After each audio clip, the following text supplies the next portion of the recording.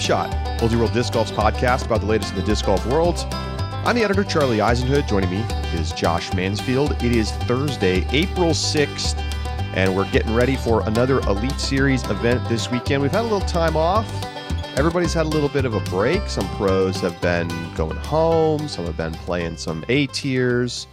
And now we resume at the Music City Open just outside of Nashville, Tennessee. And Josh, we kind of start the southern swing, if you will. I don't think anybody calls it that, but we could call it that. You know, we've got Tennessee, and then we're in North Carolina, and then we're in Georgia, and then we're in Arkansas, which, like, I guess that's still the South, right? I feel like you just walked into. I once said, what did I say? Yeah. I said somewhere was the South and I just got fried for it. Yeah. So South, Georgia, Alabama. I think Arkansas is clearly in the South. Okay, I think it's like definitely in the South. I think you maybe said, was it Missouri? I think it was Missouri. Yeah. I mean, like, Missouri's a borderline South state. Yeah. Some people probably say it's the South. Some people probably don't. The listeners of this podcast mostly said they don't. I think it's definitely not. Arkansas is a borderline state because you're starting to get in towards the West. Like, Oklahoma isn't the South. Right. What? Mississippi's definitely the South. Oklahoma's no, not? I mean, Oklahoma's the West. That's a frontier state. Okay.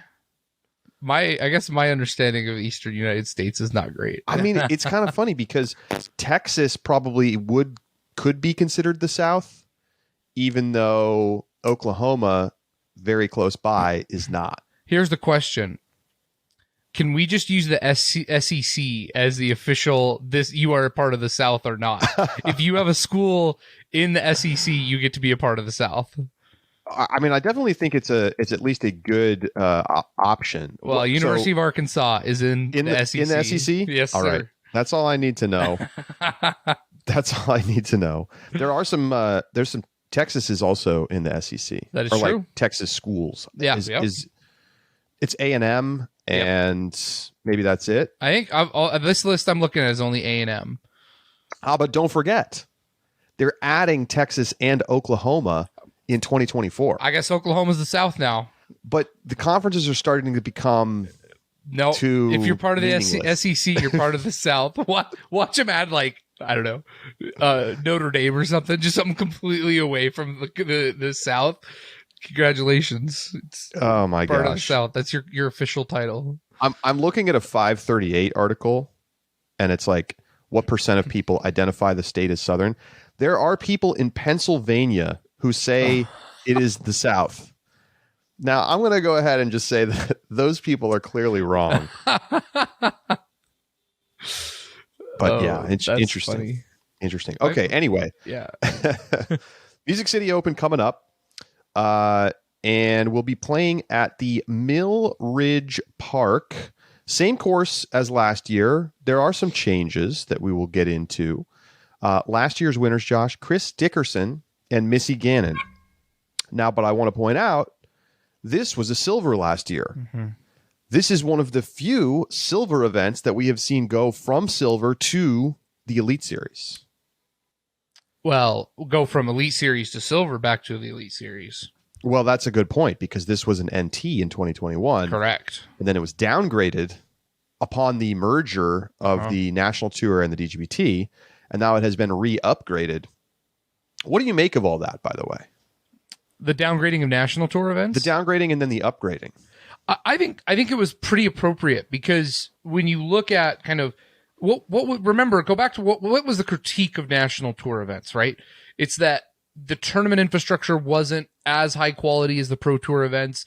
We had players saying that they preferred Pro Tour events and the running of those events. The payouts were better on the Pro Tour than they were on the National Tour. The attendance of players was better on the Pro Tour. So to take that merger on, number one, the Disc Golf Pro Tour now has those tournaments must fit under the standard of the Pro Tour level of what a tournament should be and the quality, and that takes time to integrate with the tournament staff and integrate them into the Pro Tour. So I think it was really wise to downgrade them to silver for 1 year, keep them as part of the tour still, make sure it's a place that pros go, integrate them in the schedule, but then evaluate where the ones that have the best fit, both scheduling wise, as well as tournament infrastructure, as well as course quality, and re-up them back up to the elite level now that they've had a little bit of time to begin working with the Pro Tour. I think it makes the most business sense in the world to me.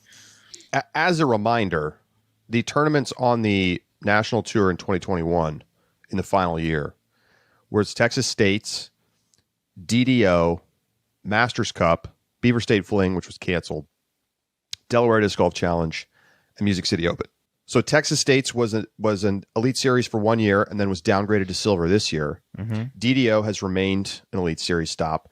Masters Cup is now not even on the tour anymore after being a silver last year. Beaver State Fling is a silver. Delaware Disc Golf Challenge is off the tour, and Music City Open went down and then back up. And I think some of this, Josh, has to do with location, as I continue to point out, right? People think a lot about the course, but ultimately this is about like where are the fans going to be coming out, and Nashville is primo. Yep. I mean, it's just a perfect spot. You have to have a big tournament here. And so I expect this will endure. Yeah, I think that's a very good point.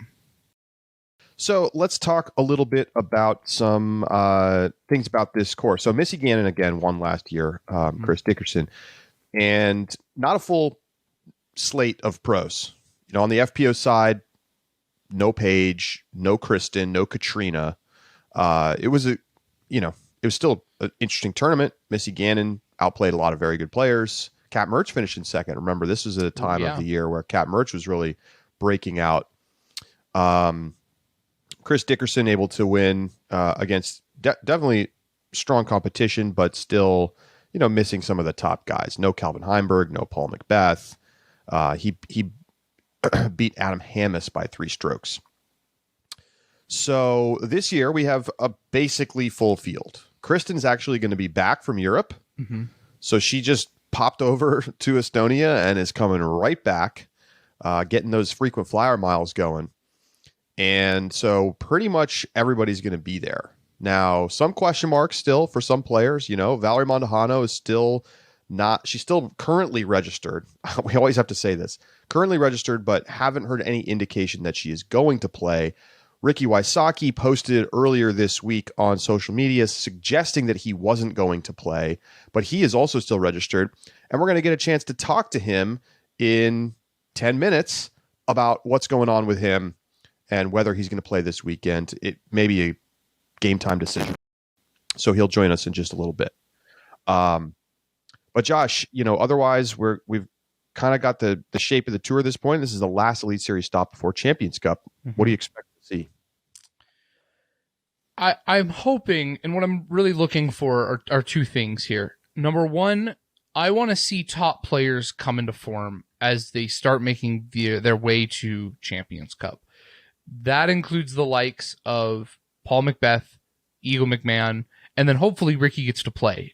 We'll see. It doesn't seem likely, but let's just take Paul and Eagle, for example, who have been playing. Paul and Eagle both, as of this season, not including wraparound, both of them, their best finish is 6th place. Neither have a top 5 finish at this point.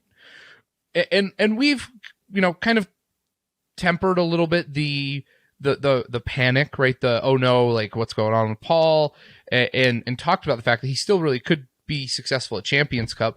Paul looked good at Throwdown the Mountain, but I really want to see something of a spark of life out of these 2 guys and contending for a win at an Elite Series event prior to going into Champions Cup. I think given that it's, the wooded course, and while it is fair, woods always seems to kind of condense a little bit. That you have the bad kicks. It elevates some players who otherwise maybe aren't always as competitive at majors. And I think I really want to see someone like Paul and Eagle have a successful weekend before Champions Cup, especially when, and this is the second thing I'm watching, are the leaders right now going to continue their stretch of excellence? Calvin Heimberg, Kyle Klein, Ezra Aderholt's been looking pretty good lately. I mean, 2nd, 6th, sixth, 72nd at Waco was not great, but you know, he's got good finishes elsewhere. But then as well, like James Proctor, Kevin Jones, like there are players at the top who have been around the mix, and a couple who've gotten wins. I want to see how they continue to do, and if we can get a different winner here, a different podium, and whether or not these players are going to be kind of legitimate threats going into Champions Cup. We have no repeat winners in FPO yet this season. Mm-hmm. Do you think we will see a repeat winner for the first time here at Music City Open, or would you bet against it? I would bet for it. Yeah, I do. Because recognize that that the slate you're betting against, including wraparound, like I want to claim the wraparound here. So okay. Macy Veladiaz, Maria Oliva, Katrina Allen, Kristen Tatar, Paige Pierce, Sayananda. Like that's the crew that I get in this bet. And look, anytime you're giving Katrina, Paige, you get the and big three. Kristen, you get that's. three. What do you think? What would Vegas odds be on those three versus the field? Oh gosh, I mean, my inclination is that they're like minus 250. It feels right. Like so, like bet 25 to win 10. Yeah. That's just a ballpark. I mean, maybe a little, maybe like a -2, minus 150 kind of thing. Like, yeah, I think it's if you give me minus 150, I'm gonna probably bet it pretty heavy, right? Like personally. So just based on that, right? Like whatever Vegas actually came up with, we just kind of created the litmus test for you personally, and you see them as like favorites over the field, right? Like about 2-1 favorites, 2-1 favorites, and so. Yeah, I mean, if I had to pick whether or not there's going to be a repeat winner, yeah, I'm going to take those three. Like that's the best you can ask for. You're failing to account for the mysteries of the universe when you think about this, and the fact that we don't have any repeat winners yet. I don't know. Maybe this is Missy's tournament to win. Maybe this is Owen Scoggins' tournament to win. Maybe it should be fun. Okay, let's talk about the course. Okay, Mill Ridge Park. Largely, if you watched last year's Silver event, you're going to have a feel for what this is about. I feel like this is one of those courses on tour that really feels like a course that might be in your home town or home state that you would go and play, and it would be hard, but like it feels familiar in a way that a lot of courses on tour, I think, are just like clearly not for your average 900 rated players. So I find that to be an interesting part of this. So it's got some like park vibes to it. There's more open holes than wooded, but there are some technical shots. But pretty much everybody I've talked to so far, including the TD, Zachary Hoy, I talked to Chris Dickerson, everybody's saying accurate distance is the key to success out here. You need to be able to throw 450 feet and put it in a landing zone in order to be successful and get those birdie chances, particularly if the wind is down. Wind is a big factor here. There is some elevation change as well. And so you're going to see kind of like a mix of different kinds of shots. So there's too many overall course changes to go through every single one of them, Josh, but I will note a couple. Hole 1 has been completely removed from the course. If you remember last year, very tight technical opening hole tee shot where you had to hit a kind of a skinny gap. And then it was a down sloping kind of green area with OB on the right-hand side at the bottom of the slope. So if you tried to throw forehand, you really had to be able to control the landing spot and the speed. Otherwise, you just skip straight into the OB. Right. It was a little trickier with the backhand to get the angle right. And pros really didn't like this hole. I don't think in general players like to come out and have to throw a really technical shot on hole number 1. Remember Joan Supreme with the like really hard island hole to kick things off on hole 1? Yeah. I don't think players like that one much. In like just raging wind at the at DDO. That was tough. Oh. So this year's hole 1 was hole 3 last year. Hole 2 was hole 4 last year. So there have been a bunch of kind of like hole number changes. There's a new hole 3, wooded. Chris Dickerson was telling me that it feels like a great hole that was ruined by 3 trees in the middle of the fairway. So prepare yourself for that. Sounds like maybe there's going to be a little bit of lucky element to whether that one works or not. It's pretty short relative. I think we can pull up the distance here, and we could put some of these up on the screen. Well, at this point, if you're watching on YouTube, you'll see the hole up on the screen. It's heavily wooded. There's a Mando right. You can't go wide hyzer, OB all around on a peninsula. So we'll see how it plays. Only 277 feet though, par 3. Short hole. Very short. Yeah. Funny because then right after it jumps to an 1,112 foot hole, par 5, immediately after it. There are quite a few par 5s out here. There's 2 par 5s for MPO, and there are 3 for FPO, including hole 18. So let's talk about the ending stretch of the course, which has been kind of fully reconfigured to make the ending a little bit more exciting. So hole 16 is an island green, pretty small island area that you're throwing to. It's 305 feet, so it's kind of an ace run-ish hole, but it's also an island, so maybe we won't see that. If you hit an ace, you'll win a Gibson electric guitar. Hey, that's sick. That's pretty nice, right? So cool. Yeah. I like it too. And Gibson, a Nashville company, one of the biggest sponsors of this tournament, second only to title sponsor Lone Star Disc, taking over the title sponsorship from DD this year. 17 goes back across. So this is over the water shot to the island green. 17 goes back across the water.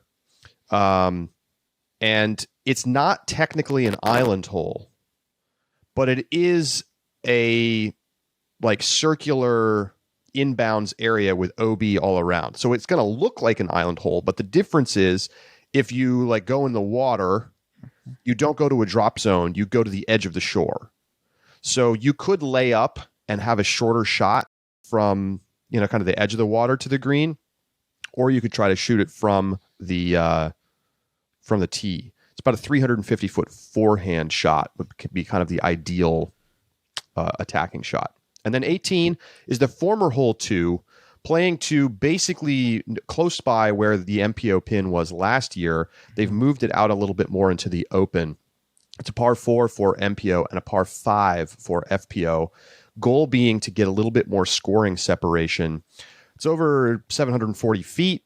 So it's going to be a tricky eagle for the MPO, but it seems possible for FPO, although there is a lot of elevation change. So we'll have to see how it plays. Yeah, like you said, eagle really just seems out of the question for MPO here. You'd have to have a monster mash. And even then, it's still probably a throw-in, right? Like, because which MPO is throwing over 650? Right. Under kind of control. I don't think it's happening. I don't think they're going to try. That's the thing, right? It's like I just think. Maybe you do if you're close and need it. But it looks. I'm excited about hole 18. I like the use of elevation. I think that's something that makes it a little bit unique. When I think of hole 18s that really utilize elevation, Portland is the other one that came to mind, but not, I don't think, in the recent iteration. It was Portland in its first iteration. Remember, it was that par 5 with the fence line all the way down when Eagle won it. The golf green up at the finishing. It kind of went down on the drive and you had to go up with the upshot. I really liked that hole, actually. I thought it was a good 18. So I'm excited about the use of elevation here. I think it's a unique feature for a lot of hole 18s. Looks like, hole 18 really does accommodate a good number of spectators based on the way this map looks, which is, an important criteria. And it's one that requires for MPO, hopefully, 2 really good shots in order to get the birdie. On the FPO side, the par 5, anytime I see a hole that is just a same hole as the MPO, but an additional par, I hope it works out well. Because like Worlds did, I thought Worlds incorporated and Worlds at Utah when they added that stroke. I thought Worlds at Utah still worked out pretty well for the FPO field. But I hope that this one does as well. Yeah, it should be fun to see how it all plays out. Certainly a bunch of changes, and they've cleaned up the rough quite a bit as well. Nice. And kind of made more spectator areas, all that kind of thing. All right, so that is going to do it for this first segment. We're going to talk to Ricky Wysocki coming up next, see where he's at, what he's thinking about right now as he's kind of still waiting to get his season started. It's been difficult with the swelling in his wrist. So we'll get an update on Ricky's health and his 2023 outlook. And then we will make our picks and an over-under all after that. Stay with us. It's the Upshot.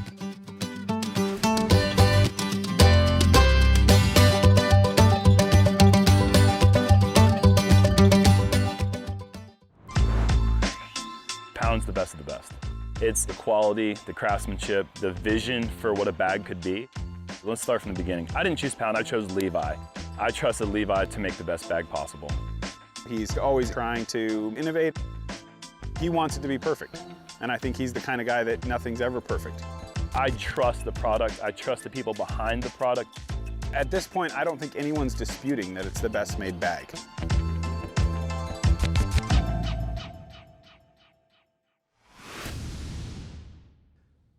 Joining us now on the Upshot is back-to-back Player of the Year, Ultra-World Disc Golf Player of the Year, Ricky Wysocki. Ricky, welcome back to the show. Thanks for having me. Yeah, it's been a minute since I've been on here, but glad to be back joining you. I know it's too long, but we're glad to have you. So first and foremost, we got to talk about obviously the elephant in the room. How's your wrist and what's your status heading into Music City Open? Yeah, so it's been weird. It's been a weird first couple months of the season, just because obviously the wrist has been keeping me out. Normally I start my season in Vegas, wasn't able to play there, and then Waco wasn't able to play there, and I tried to play in Austin, but my wrist was just it was not ready to play, and I tried to force it and had to DNF because I was just making it worse by playing, and my wrist was so swollen by the end of the round that I had to drop out just because I felt like I was making it worse. So I feel like this week has gotten a lot better, and I feel like I actually played a full practice round this week in Nashville, and I feel like I have a little soreness today because I played a practice round yesterday, but my wrist is trending in the right direction. It's just such a weird thing because it's not really an injury; it's more of a disease that's keeping me out with the Lyme disease. So I think that's the weirdest thing about it all is that I'm not injured. I'm not technically injured. It's not like I broke my wrist or, tore something that's keeping me out, which is, in sports that happens. But for me, it's like I said, it's a disease that's keeping me out. And so it's kind of a weird thing. I'm not really injured. So do you expect to play this weekend? Yeah. So I'm preparing to play. And I think that I'll be able to be 100%. Like I said, I've been icing the wrist after my rounds, and I definitely think that my wrist will be ready to play. Awesome. Great to hear that. Yeah. Now, obviously, you've been dealing with some of the kind of these lingering effects from Lyme disease for a couple of years now, where you have these various flare-ups. Is there any pattern to this? Did they just come randomly? And what do you do when this happens? Yeah, so I take antibiotics, I take supplements, I do so many things. So that's the other thing too, is it's like I do so many things that it's hard for me to narrow down what helps and what doesn't. But yeah, I work with a Lyme doctor who specifically works with Lyme patients and stuff like that, and so he gives me advice, and we formulate antibiotic game plans as far as what we think can work. And so when I have flare-ups, I'll talk to him and he'll help me out and stuff.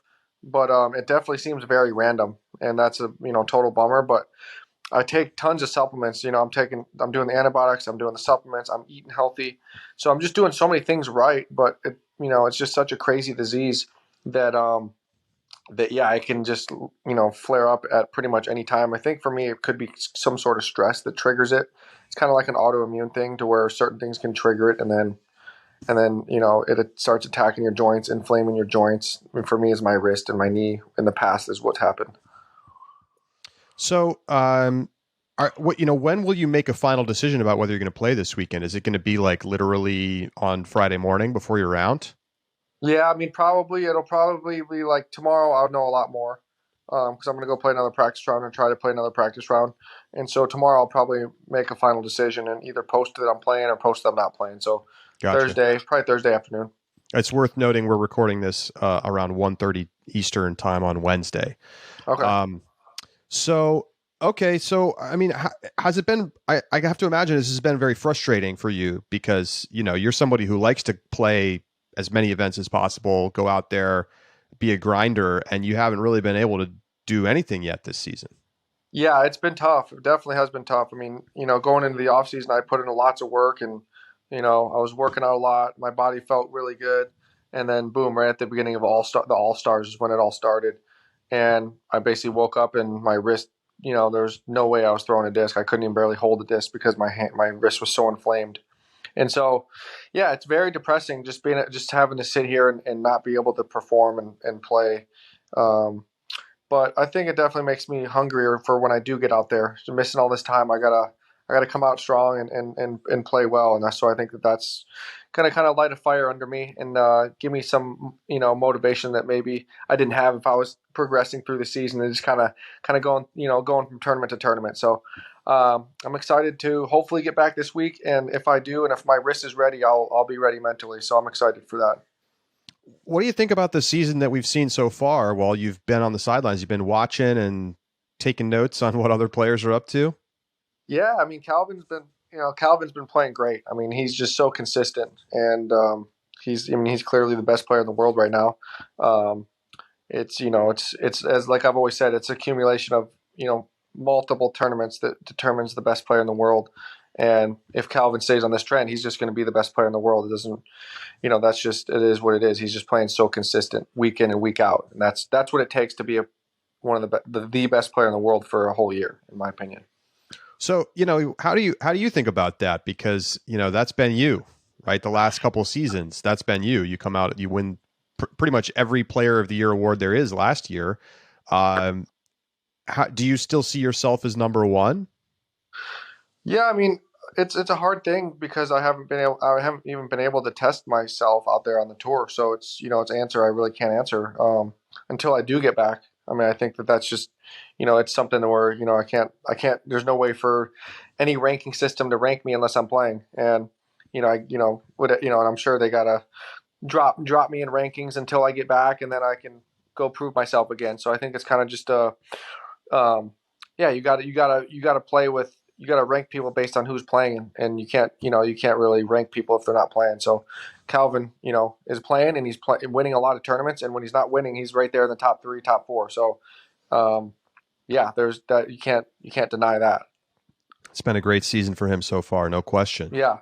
How much focused are you on Champions Cup? Like if you're even a little tweaky with the wrist, are you going to say, I'm just going to wait and try to make it my first tournament back for the major, or do you want to get the reps in this weekend? Yeah, I kind of, that's a good question because I kind of want to get the reps in and get the tournament experience, because it's been a while since I played a tournament. So I definitely want to get that and get my game going in the right direction going into Champions Cup, but also at the same time, if I'm not ready and like you said, if I'm feeling a little tweaky, I'm gonna just hold off and not play and give myself an extra couple weeks to get 110% ready for Champions Cup. Maybe go there early and start practicing. So yeah, that's definitely on my mind.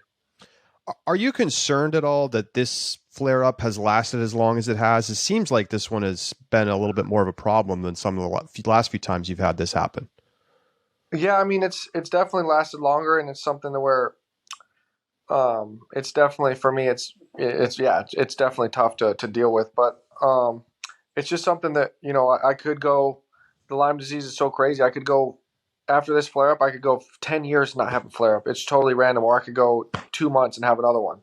So it's just like, it's totally random. Like I'm working with a nutritionist also who's had like 10 years of clinical experience working with people with Lyme disease.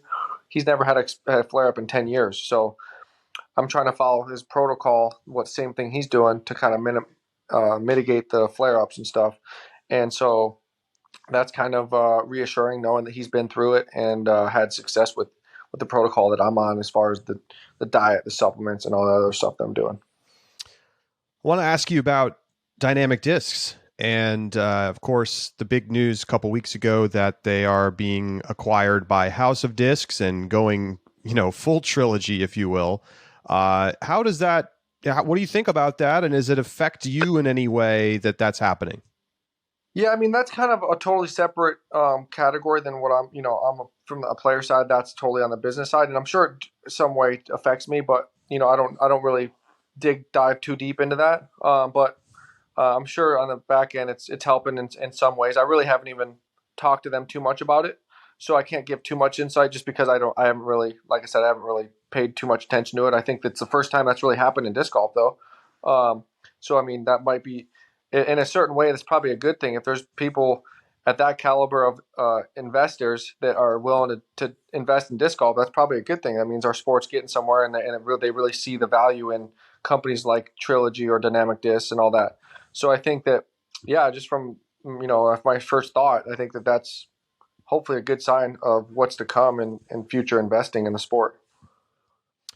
I want to jump back to last year real quick because obviously you had a fantastic season, lots of Elite Series wins. No majors, though, and you were in the lead at USDGC and then had a pretty rough round 3. What happened there? How do you diagnose that round and that tournament when you look back on it? Yeah, I mean, it's tough. I mean, I was in the lead at Champions Cup and the lead at USDGC. Right. It's just something to where, when you're in the lead and you don't win, I mean, it's just something to where, it sucks at the time, but it also is reassuring and it makes you confident. Like, hey, I have what it takes to win the tournament. Obviously, I didn't close it out, but I have what it takes to hold a lead for 3 rounds going into the final round, and up until like hole 16, I think, is when Dickerson beat me at Champions Cup. But I mean, it's something where I know that as a player, it's, playing, the more majors you play and the more majors you put yourself in contention, that I'm going to win eventually. And it's just, it adds a little bit more pressure that I haven't won one in a while. But yeah, I mean, I don't really think about it any different. I mean, I've got so much experience at USDGC. I know what can happen out there, and I've had a lot of really good performances, and obviously haven't won the tournament yet. But it's just, like Gannon, he won the tournament. He could go back the next year and potentially not even cash. Not saying he's going to. That's just the type of course it is. Like there's lots of great players that have missed cash at that event, and they go back the next year and get a top 5 or almost win. I mean, that's just the variance of that course. That's what can happen. It's not like some other courses where, the best player is always going to be right there. I mean, sometimes it's kind of like the Masters, like Scotty Scheffler is the best player, but that course is so tough and there's so many variables that go into playing that course well that it doesn't necessarily mean he's going to win every single time he plays. And so that's kind of how USDGC is. But yeah, it's a great course, and I think that's why it's such a fun watch for spectators and such a fun course to play as a player, because there's no more rewarding feeling than conquering that course. I know you like to gamble a little bit. You got any money on the Masters this week? Actually, yeah, it's funny. Actually, I don't know. I think the storylines with the Live is going to be like the most exciting Masters of ever. I think just because there's going to be so much animosity, and like, some people are going to be rooting for the Live guys. Some people are going to be rooting against them. So I think it'd be cool just for the sport of golf, just to have, a Live guy and paired with like a PGA guy on the final day, like a Rory McIlroy and Cam Smith. I think that could very well happen. And then it's just, there's just so many eyes like wanting to see what's going to happen. How are they going to react? How are they going to treat each other? Because there's been so much animosity there. So I think that's, it's going to be exciting. I like Cam Smith a lot. I actually like as much as everyone hates the Live guys, I like Cam Smith. I like DJ, and I like who's my other pick? I like Finau. Those are my 3 picks. Okay, so yeah, I like those 3. And I just think it would be cool for the sport for a Live guy to win, because all the animosity that's been happening there, and I think that would just be really cool. You think we'll ever get something like that in disc golf, like a rival tour? Yeah, I think so. I mean, like the guy at the Eagles Crossing, I think he would be the guy. He's got lots of money. He's got the course, and he's the type of guy that could do something. And I've actually joked with the Pro Tour guys, like, hey, you better watch out. Disc golf's coming, I heard. Just messing with them. And they're laughing. But yeah, it's definitely not out of the possibility of, and like I said, with the investing of, of the DD and the new investing fund that is invested with them, you never know, that can kind of happen maybe and they can invest in a new tour. You never know. Something like that could definitely happen in the future. So that's kind of another reason why that investment with DD and Trilogy may not be the worst thing for the sport. Very interesting. So, how does your outlook mindset change given that you've had to now delay your start of your season for, 2 months, and get, hopefully going this weekend, but does it alter any way that you try to get ready? Cause you can't really get warm-ups in. Yeah, it's tough because I can't throw, but I've been running a lot. I try to keep up with my cardio because I obviously can still run and walk and stuff. So I've been running a lot. I've been enjoying that, just getting my exercise in that way. And I'll probably end up playing more Silver Series events this year just because I missed so many that I want to, I don't want to have an extended, time off without playing since I haven't played that much.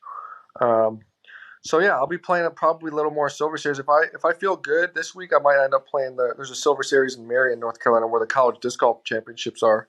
Right, North Cove. Yeah, North Cove. Yeah, I heard that course is really cool, and I'm excited I might check it out if I feel good this week, and after the weekend, I might see if I can't get into that event and try to play that to keep fresh and ready for Champions Cup. Cool. Now, one thing, since we haven't really seen you out there, people have gotten accustomed to hearing your tour manager, Ari, in the background when you hit a big putt, but she's not on tour with you this year, right? What's the story there? Yeah. So she basically went back to California. She works at like a poker club. And this last off season, she decided tour life wasn't for her, and she just kind of decided to go back home. And I got a new tour manager, Emerson, Keith's old tour manager and caddy. So he's been my new tour manager. He's been on tour with me this year. And so he's kind of filling her role with all that stuff. And yeah, so it's been going well. But yeah, it's definitely going to be weird not hearing the Woo Master 5000 wooing for me. My new tour manager's like, what am I supposed to do now? I can't start wooing. I got to find something else to do for you. All right, Ricky. Well, I hope you can get back to 100% and get out there this weekend. And I'll be down in Nashville, so hopefully see you out the course. Cool. Thanks, Charlie. Thank you. Ricky Wysocki with us on the Upshot, and we'll find out soon enough whether he's going to be playing this weekend or not. Thanks, Rick. Thanks, bud.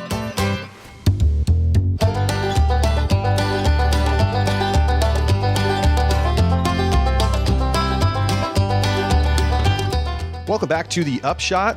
Thanks to Ricky for coming on and chatting with us. Always great to talk with him. So, time to make our picks for the Music City Open.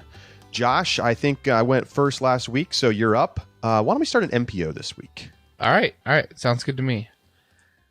Over on the MPO side, I'm going to start with Matty O in third place.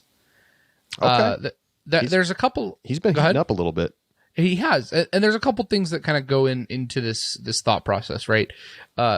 Matty O went and played the Open at Tallahassee a couple weeks ago, and there wasn't much of a field, but played well, right? And we talked about this, like when you go to tournaments that don't have the kind of turnout and the competition that you need, you should be blowing people out of the water, and he did that, and so that's a good thing to see there.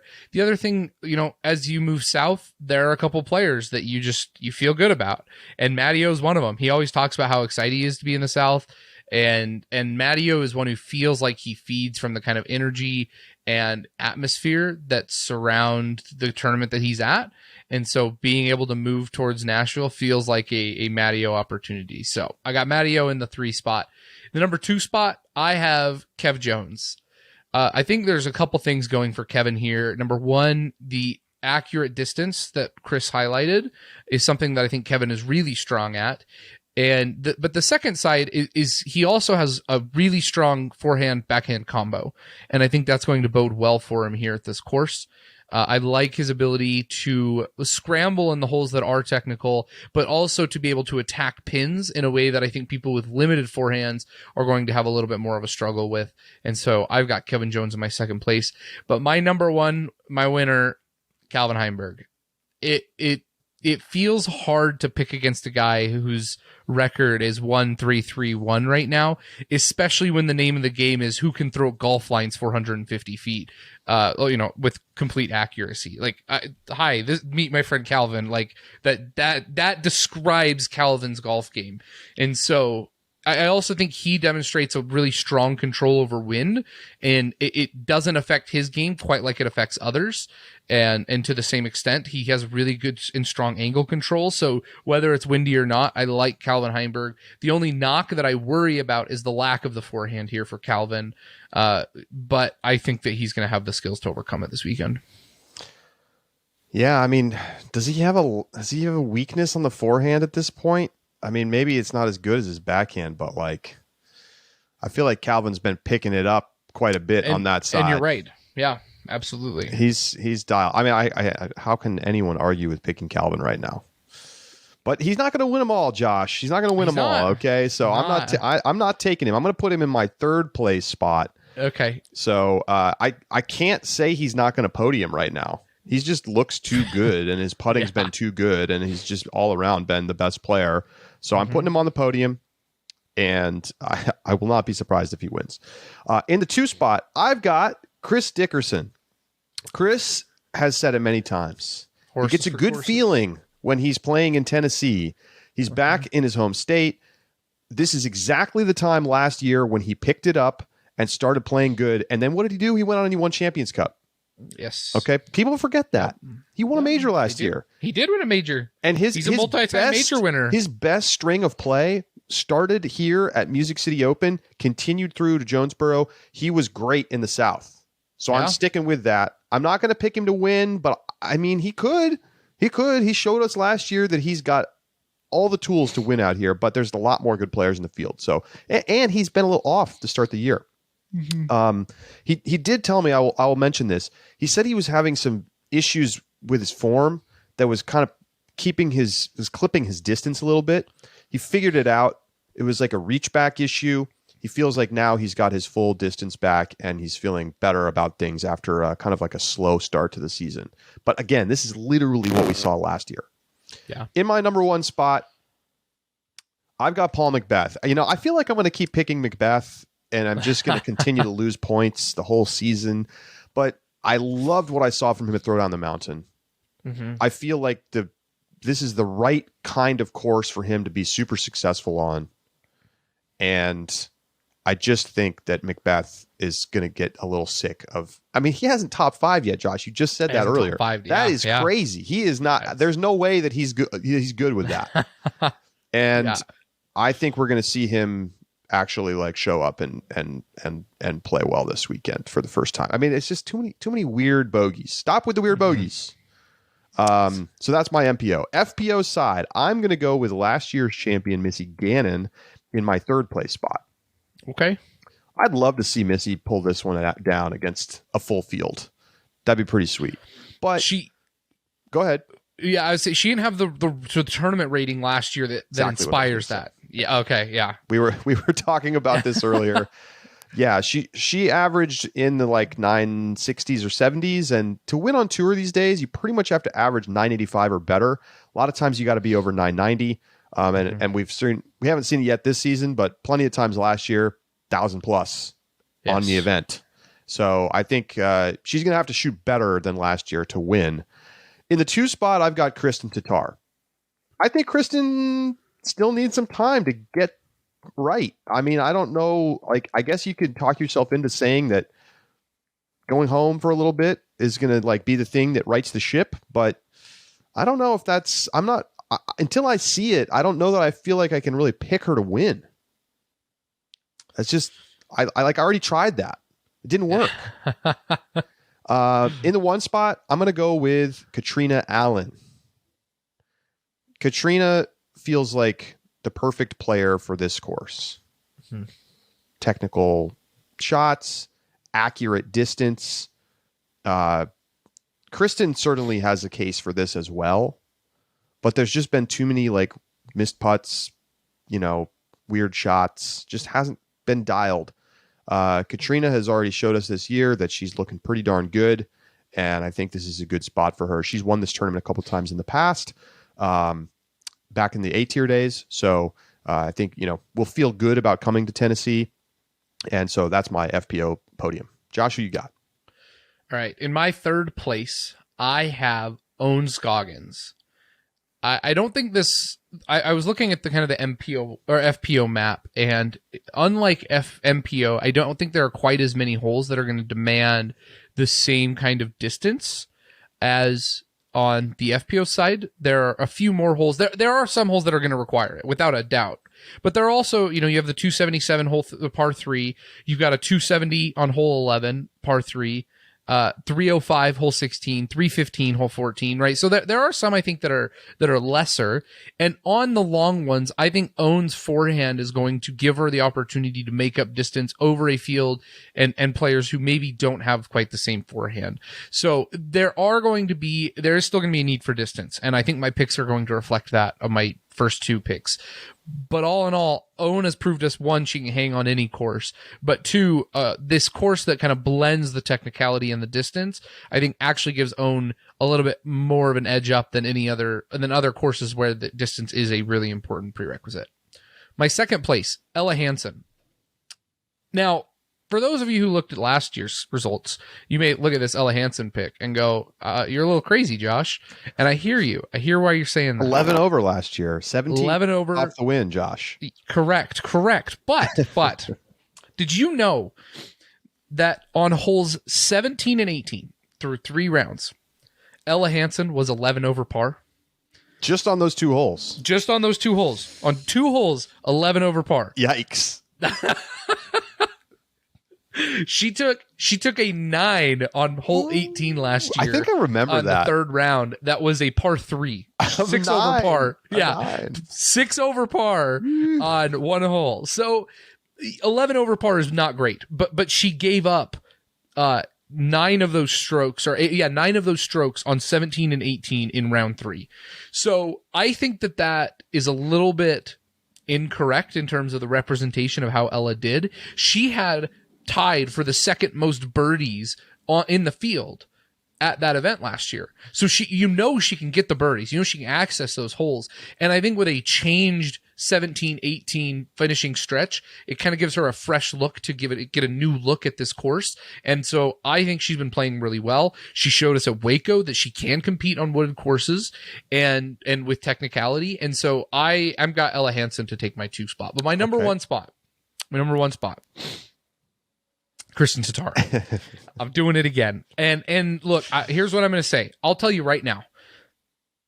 I think, number one, I think the trip home probably helped.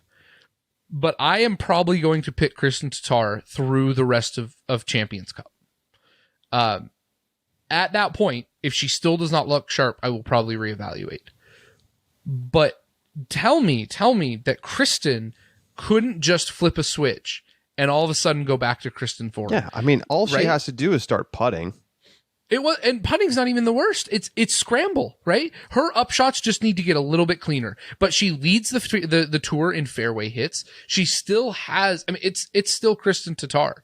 And all in all, when you look at like the other players and you look at the FPO field, what I think is most noteworthy about Kristen is that there is a very clear path to top form again. Right? She has the number 1 fairway hits, number 1 in birdie. She's 7th in circle 1 putting. She's 11th in circle 2 putting. She's 2nd in circle 2 in regulation, 3rd in circle 1 in regulation, 30th in scramble, 29th in scramble, right? But that's where it is. We identified it. It's upshots, and there's a very clear path forward to how Kristen fixes her form.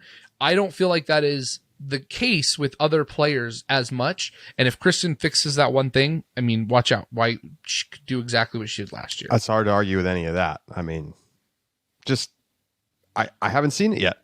That's fair. I completely understand. I'm still putting her on my podium. I'm not a true. crazy person. I will say this: the last time we both left Paige Pierce off her podium, she won the tournament. So, Paige, I feel like, are we disrespecting Paige Pierce right now by not putting her on the podium? Maybe. She's about to. She could show us this weekend that we need to start putting her back on the podium every week. But we just haven't seen a lot of Paige. She's been hot or cold. She's been hot or cold. Interesting. Well, yeah. All right. I played 2 events. I got an over-under for you. Yeah, it's true. All right, great. Minimal data right now. Yeah.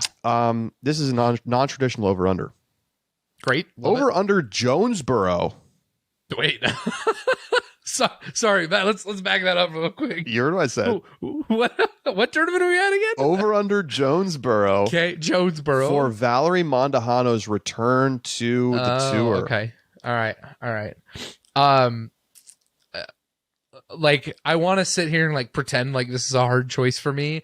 I'm going to take the under. I think that, and to be honest, if the line is, I guess, that is kind of the line there, right? Like, I'll give you Jonesboro and beyond because I just want Champions Cup. You think she's for sure going to get back for the major? I do. And even if she's not 100%, why wouldn't you just at least play it, right? As long as you are good enough and you don't think you're going to do more damage to it, you'd be crazy to turn down a major. It's an ankle. I mean, it's very easy to go out there and do more damage to it. But you lock that thing. If she is near return and lock that thing up super tight in a brace, especially because it's not her pivot foot, go out and play Champions Cup. So yeah, I want Champions Cup, so I'll take the under. All right. That is going to do it for this week's edition of the Upshot. At the time you hear this podcast, I'm on my way to Nashville. Going to be on site for the Disc Golf Network commentary this weekend, alongside Brian Earhart in MPO and Juliana Corver in FPO. Looking forward to it, and I'll talk to you all from Nashville. We'll see you Sunday night in the Discord for our Rapid React show. And so Josh and I will talk to you then. Till then, we'll see you next time on The Upshot.